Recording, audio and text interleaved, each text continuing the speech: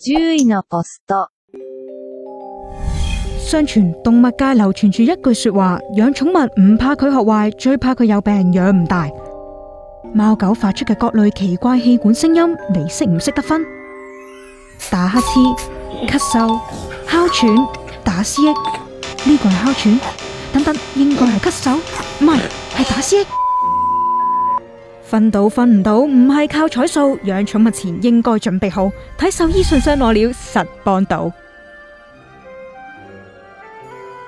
獸醫信箱今集揾嚟港島西動物醫院嘅巫思韻獸醫，教大家分辨貓狗氣管發出嘅聲音。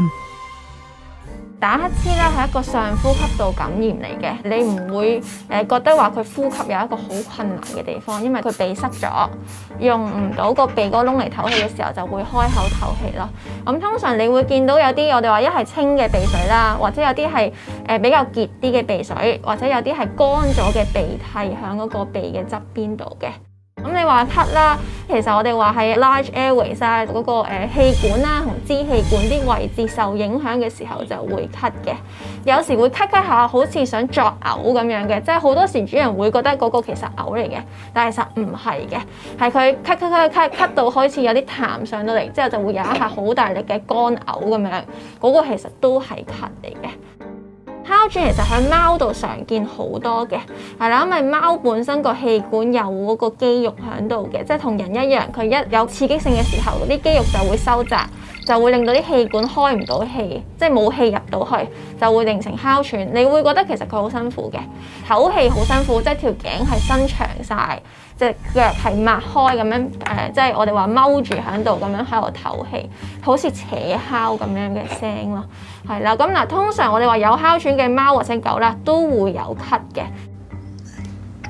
打思噎係吸氣入去嗰下，而我哋話乞嗤咳啊，全部都係噴氣出嚟嘅，即係有時係難睇嘅，係啦，尤其是你話唔係喺你面前去做嘅時候係難睇啲嘅，但係你都要分辨佢究竟係吸氣定呼氣嗰下，見到一個問題咯。打乞嗤、咳嗽、哮喘都明顯係新病嘅表徵，咁成日打思噎又係咪代表身體出現毛病呢？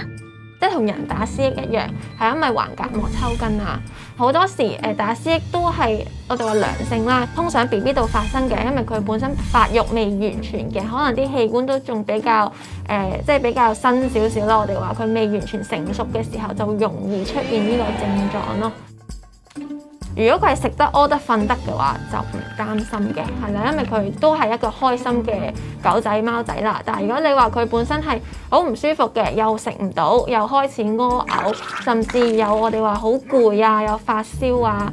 或者有其他症狀，覺得佢呼吸困難啊，咁呢啲就絕對需要帶過嚟睇一獸醫咯。肺啊嗰啲位置啦，都會擔心嘅，會唔會其實唔係打思噎咁簡單，而係個肺擴張唔到啊？或者甚至有時我哋話係可能係個肚仔位置有嘢發大咗，或者有積水壓住咗橫膈膜，令到佢唔舒服，都有呢個可能性，係啦。但係呢啲比較少見，即係唔會係打思噎係個 presenting sign 咯。我哋話，如果大家對於氣管或者呼吸道嘅問題啦，可以喺文章嘅留言區度留言，我哋會盡快回覆大家嘅。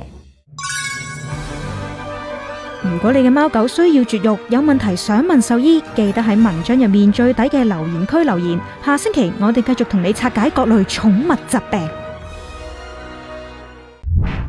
各位讀者你好，我哋有事請你哋幫忙，因為《蘋果日報》嗰個